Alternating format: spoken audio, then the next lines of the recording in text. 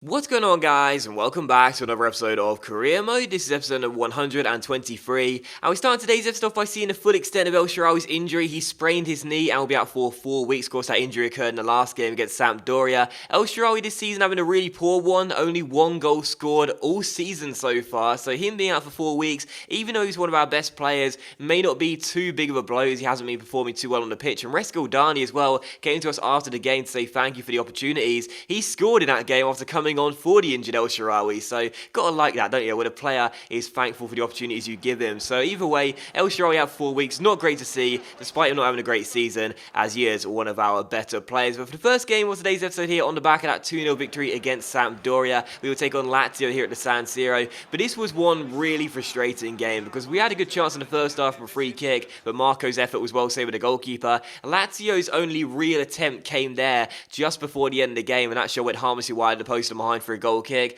and it was how the game would finish as well. Final score: Milan 0, Lazio 0. Couldn't really break down Lazio in this game, but Lazio couldn't break us down either. Both sets of defences played really well. You saw on the shot chart there, basically all of them came from range. It was a very, very poor game. It did finish as a goalless draw, so pretty frustrating, especially after the first game we played against Lazio was the first game of the season. We won it by a goal to 0 away from home. I was hoping to complete the double, but sadly not. But following that though, as you can see right here, we had a contract to sign once again. Canada have come back to us and said, continue managing our nation, please. We can't find anyone else who wants to do the job. So I was like, fair enough. I know right now we're not youth scout in Canada because you don't have the money for a youth scout right now. So you're probably sitting there thinking, well, is the Canadian dream over? Well, not really, because we've already got a ton of Canadian youth talent scattered around the leagues right now. Just only one of those players is with us right now, and that is, of course, the new signing, Jeremy Jakovic. So because of that, we're going to continue managing Canada. It may not sound like it will make a lot of sense, but just in case we do ever get to another national tournament, I want to play it and see if I can better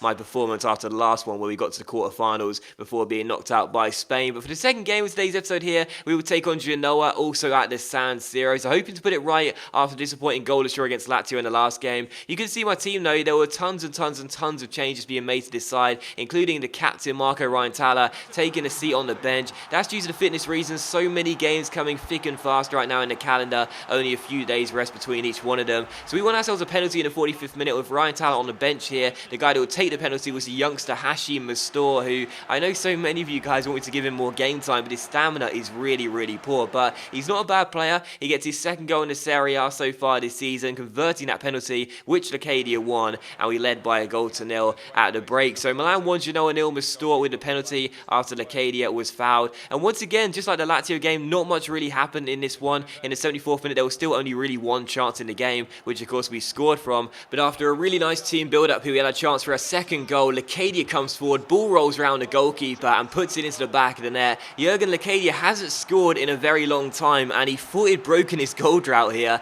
and finally grabbed another goal in a Milan shirt. But as you can see on the replay here, it actually goes down as an own goal from the Belgian centre-back Engels, who, funnily enough, I had for Torino in one of my FIFA 15 careers. So Engels gets the own goal there. Lacadia celebrates it. He's like, yes, get in, finally. It's been so many games and I found the back of the net, but it doesn't get credited to him, and it's an own goal from Engels. So the game does finish 2-0, that's the most important thing. Another win notched up for us, but this game really was, again, just like the Lazio one, pretty uninteresting for the most part. Only 2 real attempts, or well, maybe 3 attempts to be honest. There were a couple of others too which I could have included, but for the most part, it just wasn't really a great game, just like the Lazio one. And even though we won the game by 2 goals to 0, a penalty and an own goal, not exactly the most exciting. But unfortunately for us, this is how a lot of the career has been, and not just this season, but with Watford as well. And something I've spoken about a few times now, and I'm not going to go on about it too much now because I know that people get frustrated with me constantly talking about it. But the gameplay this year has made it so difficult for me to, have really, really fun and enjoyable games to show you guys,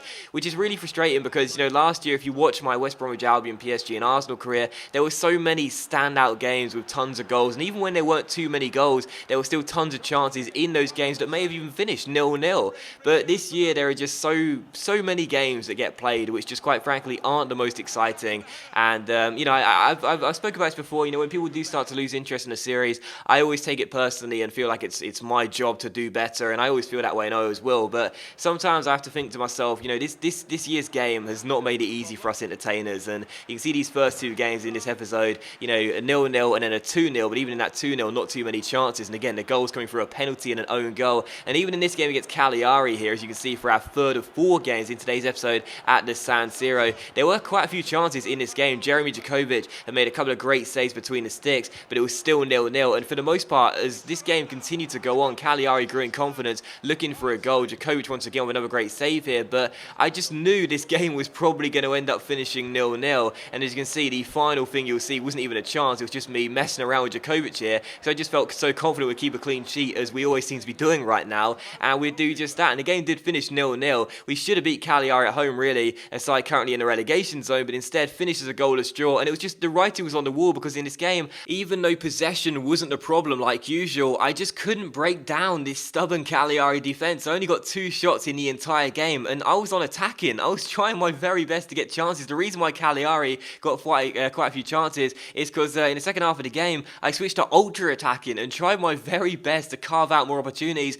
but I just couldn't do it because their defense was too strong. And in the end, Jakovic made a couple of big saves late on to ensure we would at least get ourselves, if nothing else, a goalless draw. So it was really frustrating, but again, a sign of how this year's FIFA has been for me, really. I've just struggled so much to break down defenses, and even when the AI have not had so much of the ball like they usually do, I still do struggle to put goals on the board, and it really is quite frustrating, because I thought this year's FIFA was going to be so fun and so enjoyable to play. Instead, it's been the complete opposite, and therefore making fun videos as well has been a real challenge for me. But anyway, in the fourth and final game of today's episode here, we'll take on Udinese away from home at the Stadio Friuli. So coming into this game here, I was thinking to myself, if it finishes a goalless draw again, I don't know what to tell you, because that'll be 3 out of 4 games in this episode finishing as a goalless draw. So right from the beginning, I went attacking, tried to get some goals on the board. And it's been a few games since Marco Ryan-Taller's found the back of the net as well. Haven't been looking to him as per usual to be the man that bangs in the goals, instead trying to get the teammates involved. But for this game here, I thought he is our star man. He is our top scorer, so I've got to get him involved as much as possible. Go down the right flank whenever I can. That's what I did in the 29th minute after a couple of nice passes. He goes down the right flank, cuts inside with a no-touch dribble, then the roulette, and what a finish by Marco as well. And this guy, like, if we did not have Marco in this team here for Milan, I don't know what position would be in the league, and I don't know how many goals he would have scored as well, but I'd imagine it'll be significantly less, because this is the only guy I have in the team right now that I feel can put the ball in the back of the net on a regular basis. And when you consider the fact that he's a winger, and we signed so many strikers to this Milan side, yes, Martial's had his broken ankle, but Martial, Lacadia, Fekir, Portillo, Mitov, Nielsen as well, all of these strikers have come into this Milan side, and I think between them all, between all 5 of those strikers, I'm not even sure whether they've scored 10 goals between them. I think they probably have, just gone a little bit over that. But Ryan Taller's scored, 16 goals now in all competitions? So Ryan Taller's our main man. A lovely goal there, and he does open the scoring and make it Udinese 0, Milan 1. So we led in this game. Then we saw Jakovic make a great save there in the 69th minute to keep his clean sheet as things stood and keep it at 1-0. And a few minutes later, we got on a break here. Jakovic finding Antonelli through towards Poli. And in an episode where goals have been at a premium, in this game I was desperate to score some more goals, to get more chances on the board if nothing else. And the goal that Ryan Taller scored was really nice. But Hachim Mastour has scored a contender for goal of the season, and there is absolutely no denying that. What a goal from Hachim Mastour. An unbelievable strike on the volley after rainbow flicking the ball over the defender after a fake Rabona, and he finds the back of the net for the second time in his second appearance in a couple of games here in today's episode, and he makes it Udinese 0, Milan 2. And Poli plays on the ball here, he fake Rabonas, and I was thinking to myself, I got the defender where I want him, with his arms behind his back, on the back foot. What should I do here? Just tried to rainbow flick the ball over him, didn't expect it to come off, but it did. He ran around the other side and volleyed the ball past the goalkeeper in at the near post, and Hachim Mastour, again, I know you guys want me to play him more. It is hard with his stamina, that's why I've been training it a bit this season,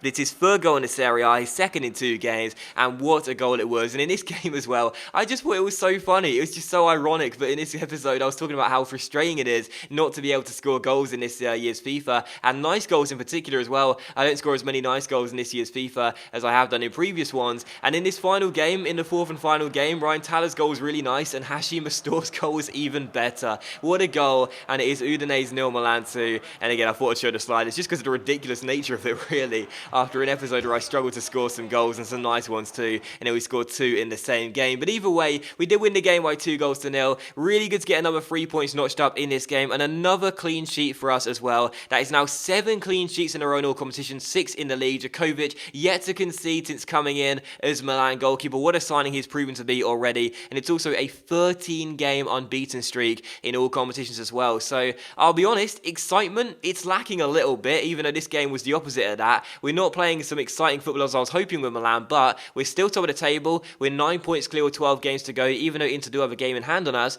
and right now we're performing really, really well, and we're on a fantastic run of form too. But that is going to end today's episode of Career Mode though, guys, so thank you very much for watching the video. Really hope you have enjoyed it. If you enjoyed today's episode of Career Mode, then please do leave likes, that's of course much appreciated, and it really helps my channel out, and I'll see you for the next episode of Career Mode very soon.